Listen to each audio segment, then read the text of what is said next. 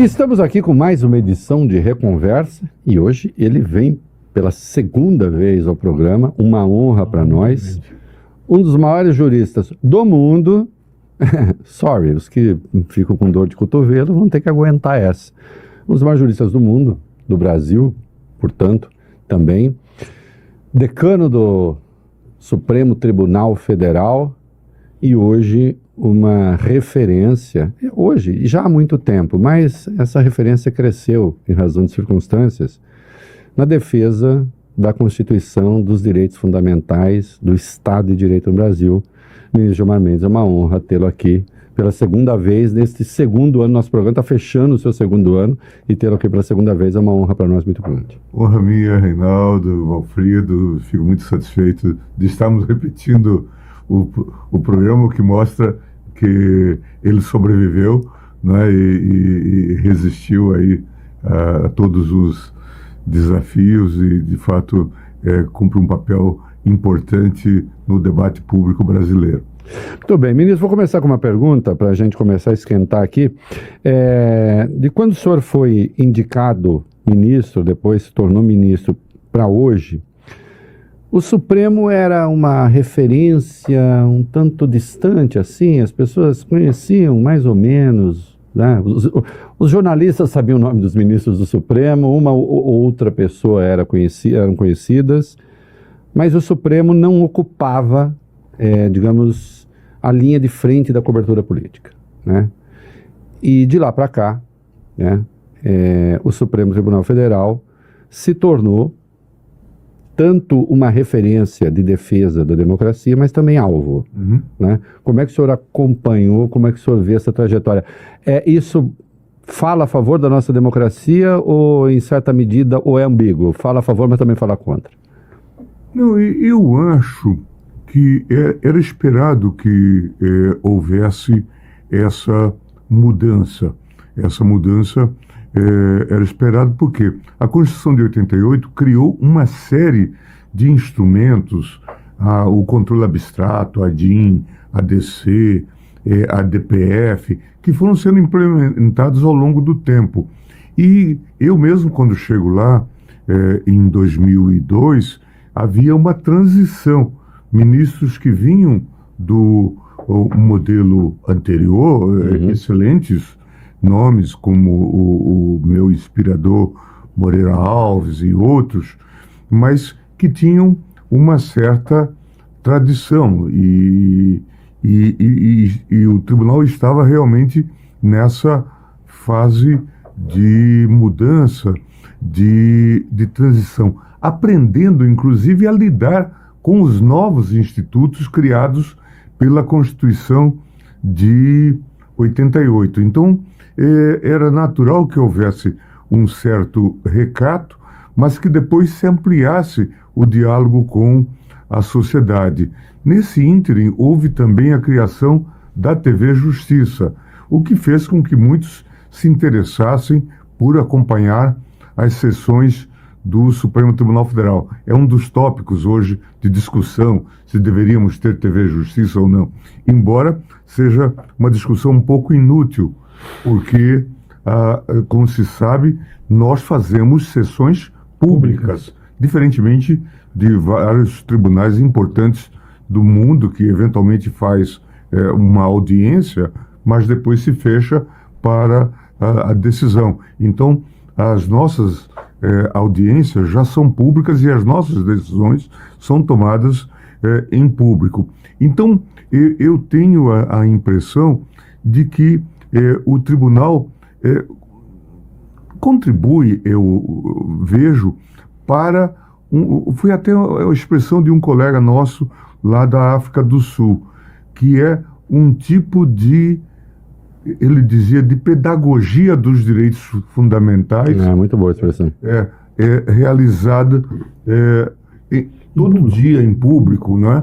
E ele veio ao Brasil num desses seminários de cortes constitucionais para levar essa ideia para a África do Sul, considerando inclusive as diversidades culturais.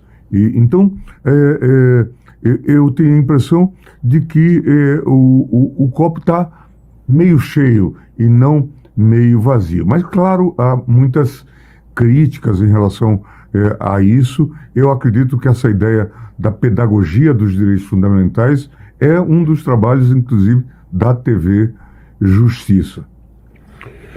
Ministro, uma certa vertente da filosofia do direito, sobretudo de matriz anglo-saxônica, a Critical Legal Studies, irá dizer que a Suprema Corte americana é um instrumento de transformação, transmuda decisões políticas em decisões técnicas, sobretudo aquelas mais difíceis. E alguns dos exemplos, o principal exemplo seria Brown versus Board of Education, quando a Suprema Corte decide nos Estados Unidos que crianças brancas e negras poderiam estudar na mesma sala de aula, coisa que a política não havia logrado fazer antes disso.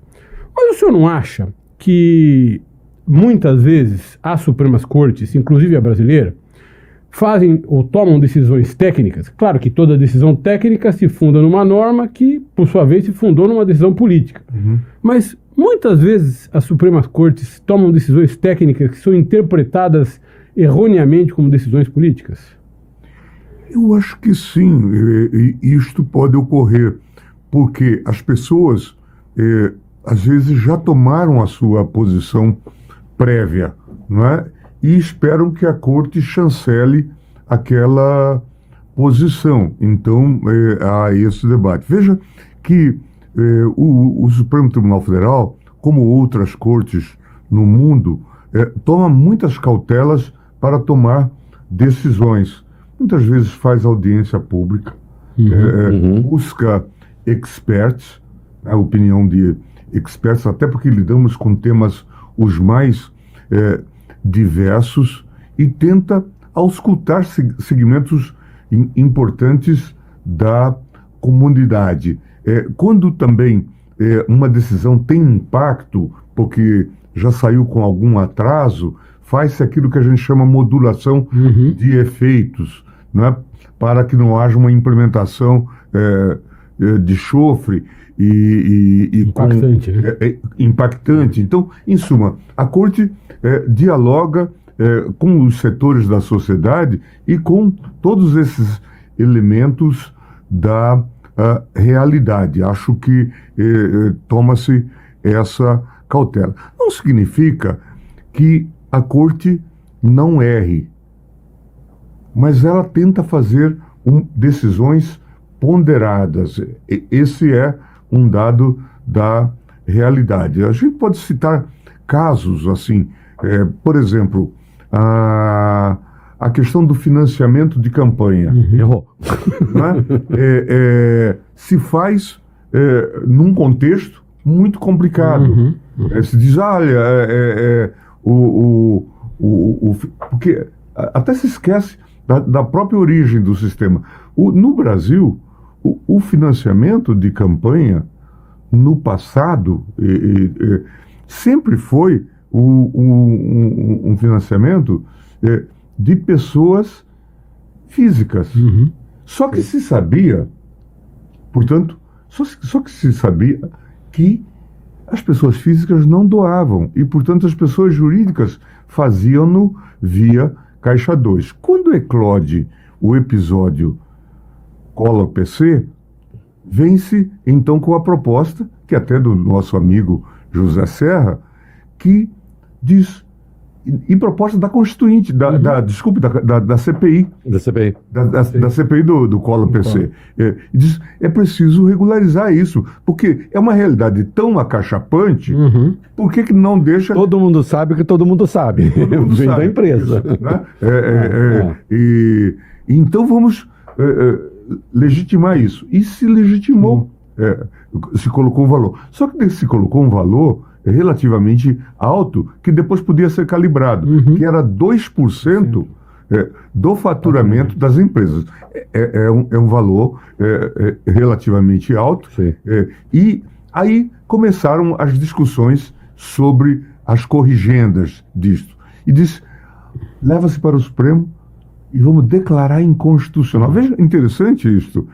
Vamos declarar inconstitucional a doação de campanha por empresa. E aí? Acho que foi 8-3, né? O senhor foi um dos 3 votos vencidos, né? E eu na imprensa, sozinho. Por quê? Porque assim se resolve o problema. O que começou a acontecer desde logo? Primeiro, nós não tínhamos tradição de doação de pessoa física. As pessoas não queriam se expor, aparecer que estavam apoiando um candidato, etc. Segundo, havia um elemento preocupante, porque as pessoas jurídicas agora ficariam impedidas de doar e não se animariam a expor para o Caixa 2. O que começou a acontecer? Aumento do financiamento público. Isso. Né? Os fundos eleitorais começaram a subir. Eram 80, passa para ser 300, e assim já chegou, acho que agora 5 bi.